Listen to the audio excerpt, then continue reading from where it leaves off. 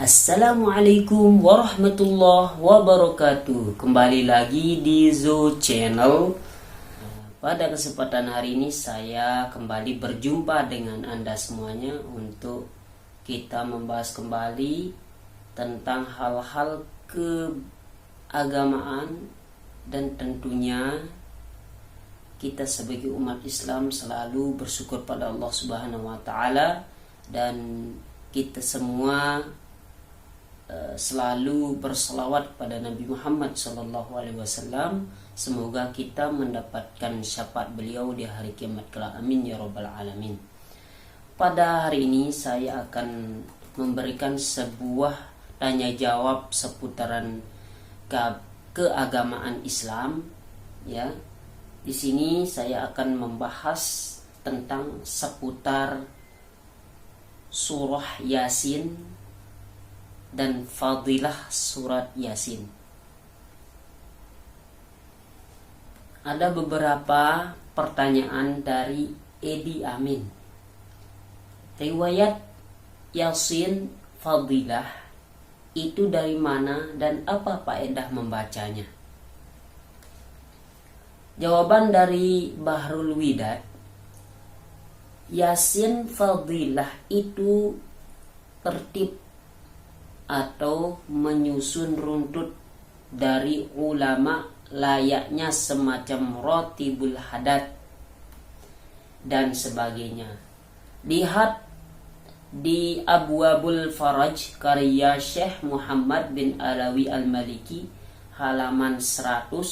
Dalam kitab ini juga dijelaskan khasiatnya, antara lain insya Allah tercapainya hajat, mudah segala urusan, bebas dari kesusahan dan hal-hal yang memprihatinkan, selamat dari malapetaka dan sebagainya. Amin ya rabbal alamin.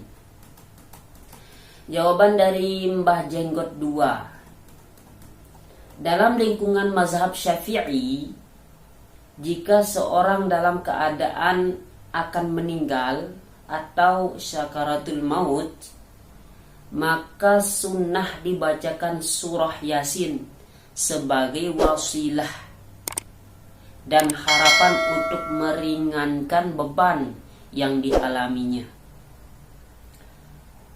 Hadis yang dijadikan dasar hukum ini adalah sabda Rasulullah Shallallahu Alaihi Wasallam sebagai berikut.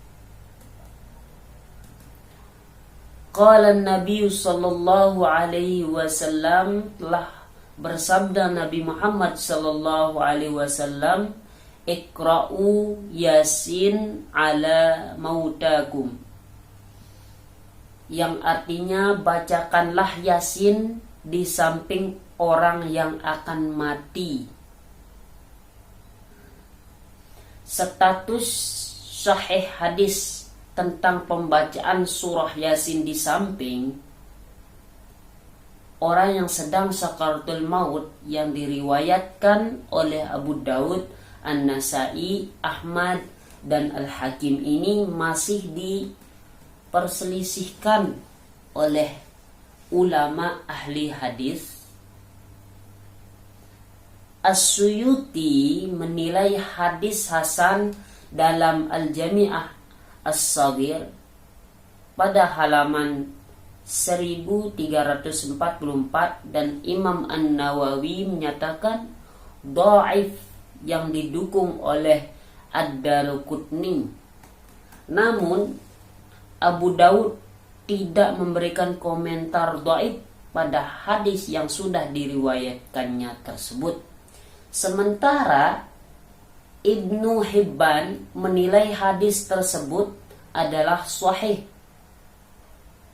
Abu Daud dalam sunannya tidak berkomentar dhaif, yang artinya menurut kaidah sebagai ulama, ketika Abu Daud tidak memberi komentar dhaif dalam hadis yang dibawakannya, maka hadis tersebut berkisar antara sahih dan hasan menurutnya. Sedangkan hadis sahih dan hasan sendiri dapat dijadikan hujah apabila hanya dalam kapasitas keutamaan amal. Jika ketetapan ini diterima, maka ketika ditemukan hadis riwayat Abu Daud dan beliau tidak memberikan komentar dhaif, maka berarti hadis tersebut tidak dinilai dhaif oleh beliau. Andai pun hadis di atas itu dhaif, namun tetap bisa diamalkan sebagai fadilatul amal. Apalagi jika masih ada ahli hadis yang menilai hasan atau sahih.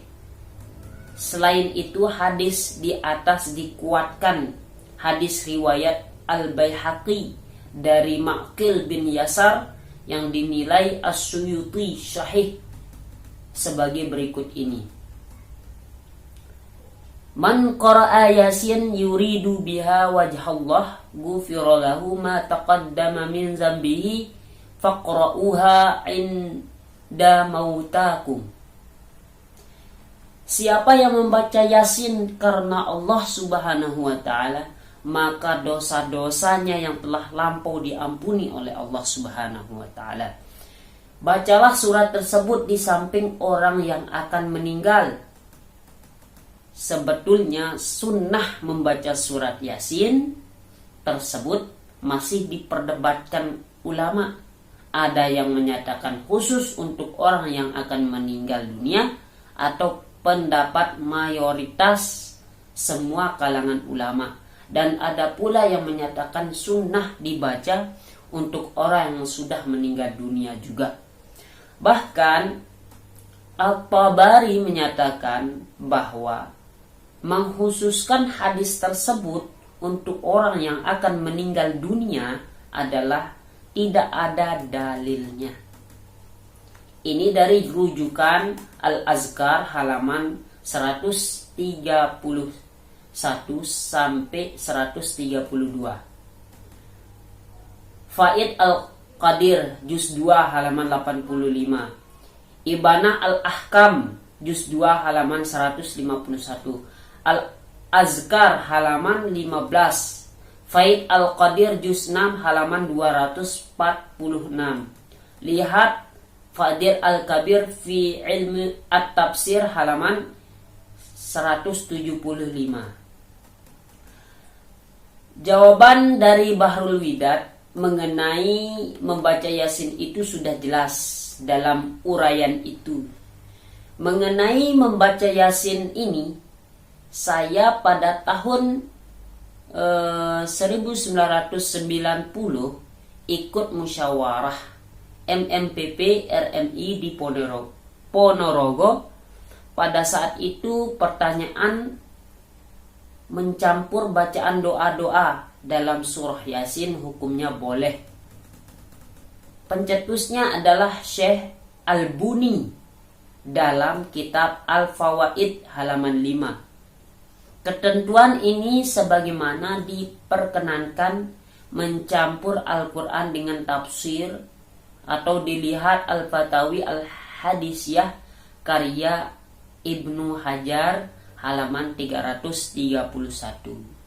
Nah, itu salah satu pembahasan kita pada hari ini adalah seputar surah Yasin dan fadilah surah Yasin. Mudah-mudahan kalian bisa memahami dan mengamalkan dalam kehidupan kita sehari-hari dalam rangka kita meningkatkan iman dan takwa kita kepada Allah Subhanahu wa taala. Begitupun kita membaca Al-Qur'an, membaca Yasin, itu salah satu perintah dari Allah Subhanahu wa taala untuk kita amalkan dalam kehidupan kita sehari-hari. Khususnya untuk saya pribadi dan untuk semuanya, ya. yang ada di rumah maupun dimanapun Anda berada. Mudah-mudahan kalian tetap sehat walafiat dan semangat beraktivitas, dan amalan ibadah kita semoga Allah menerima ibadah kita. Amin amin ya rabbal alamin. Wassalamualaikum warahmatullahi wabarakatuh.